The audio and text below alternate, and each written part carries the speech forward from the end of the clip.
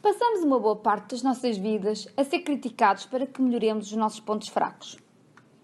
É o professor que insiste que não podemos ficar abaixo da média. São os pais que nos põem de castigo porque fizemos algo errado. E quando crescemos, são os chefes que nos pagam cursos para nos especializarmos nas áreas em que consideram que somos mais limitados. Um dos maiores equívocos que uma pessoa pode cometer quando quer desenvolver as suas habilidades é de focar-se exclusivamente nos pontos fracos, ou seja, no que ainda não é capaz de fazer. Imagine que está na escola e a sua média é de 5. Tirou um 9 a matemática e um 5 a português. Agora diga-me, qual a disciplina que deve dar mais atenção no próximo período? A resposta lógica seria português, certo? Eu também diria isso há uns anos atrás, mas hoje penso de forma totalmente diferente.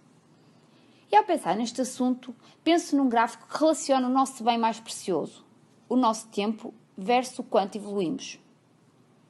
No início é mais fácil evoluir, no entanto fica cada vez mais difícil subir cada degrau nessa escala.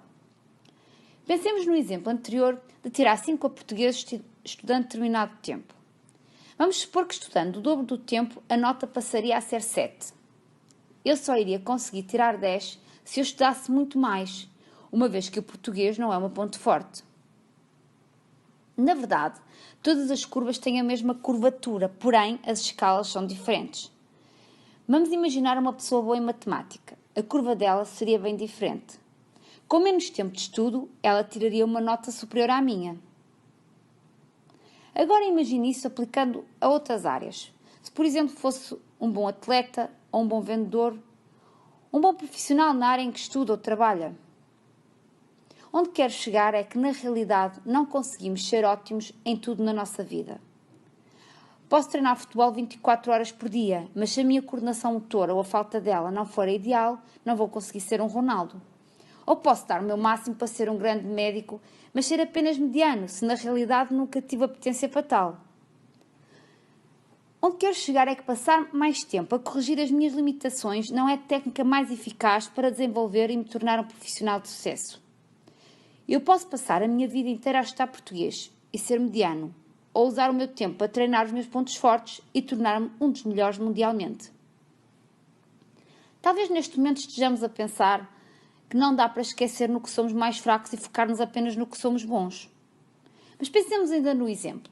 Se a pessoa estudar ainda menos português, ela irá ter problemas, o que na verdade está correto. Seria um erro que alguns ainda cometem, nem sequer olhar para aquilo que nos pode atrapalhar. Neste exemplo, o aluno poderia até mesmo ter que repetir o ano por causa disso.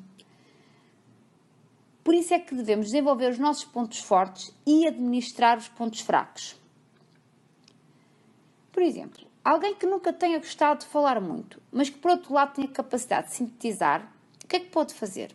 Por não gostar de falar muito, poderia treinar a vida toda a sintetizar o que gostaria de partilhar com as outras pessoas. Poderia ser o aluno que faz resumos de 7 minutos para uma turma toda de livros de cerca de 300 páginas e que tinha o teste mais fácil de ser corrigido pelo professor pela sua capacidade de não divagar. A ideia é simples. Focar nos pontos fracos vai fazer-nos gastar imenso tempo para ser apenas mediano. E se olharmos à nossa volta, percebemos exatamente isso. Pessoas a esforçarem-se muito para serem apenas medianas, só porque se focam naquilo em que não são realmente boas. No entanto, há o grupo de pessoas, onde a partir de agora poderá estar incluído, que entende o poder de se focarem nos pontos fortes. E dentro destes procurar especificamente tudo o que o faça evoluir, usando todo tipo de técnicas para se aperfeiçoar, fazendo com que se destaque dentro de determinada área, usando assim o seu tempo para trabalhar os seus pontos fortes e administrar os seus pontos fracos. Então, mas o que significa isto de administrar os pontos fracos? Primeiro, melhore um pouco os seus pontos fracos. Por exemplo, aumentar a média é complicado. Ter dificuldade em falar em público também é. Por isso, o ideal será, por exemplo, procurar um curso para aprender técnicas para falar em público ou estudar um pouco mais para conseguir subir a nota. Execute, por exemplo, um sistema de apoio. Implemente um sistema de apoio. Este é um dos segredos. Se é uma pessoa desorganizada, em vez de gastar energia a tentar ser a pessoa mais organizada do mundo, deve tentar arranjar ferramentas que ajudem a planear o seu dia. Em terceiro lugar, use os pontos fortes para superar os seus pontos fracos. Ou seja, se é bom em matemática e mau em português, tente usar a lógica usada na matemática para ajudar na interpretação do texto português. Pense no que é bom e use isso para superar os seus pontos fracos. Em quarto lugar, procure a ajuda de alguém.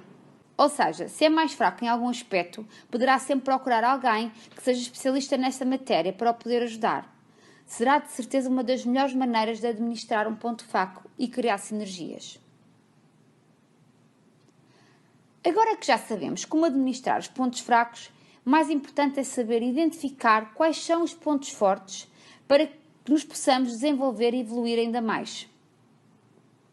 E se tem dificuldade em identificar quais são os seus pontos fortes, saiba que isso pode levar algum tempo, mas que vale cada segundo, pois é isso que vai alavancar a sua vida.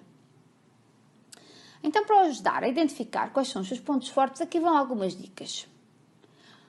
Primeiro, procure testes de personalidade, que poderão ajudar a perceber alguns pontos cruciais das suas características pessoais.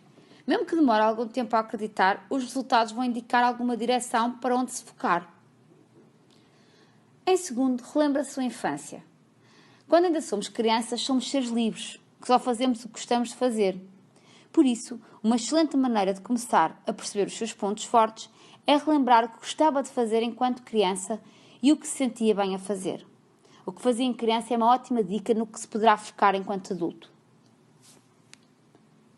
Em terceiro lugar, o que faz bem quando se sente, pense no que faz bem quando se sente pressionado. Ou seja, quando somos mais desafiados e temos que agir com algum sentimento de stress, é que percebemos em que é que afinal nós nos damos mesmo bem. E por último, reflita sobre a sua vida. Nessa caminhada de descoberta sobre os pontos fortes, encontram-se vários caminhos que por vezes nos mostram que estamos errados. Só devemos sentir-nos gratos por isso. Vemos muitas pessoas paralisadas na sua zona de conforto, com medo de tentar coisas novas, com medo de falhar.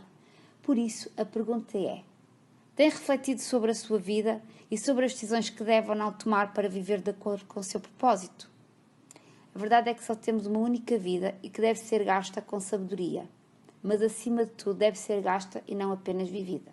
Então, se identifica com algum destes pontos ou conhece alguém que tem maior tendência em focar-se nos seus pontos fracos em vez de potencializar os seus pontos fortes, partilhe comigo nos comentários que eu vejo de que forma posso ajudar.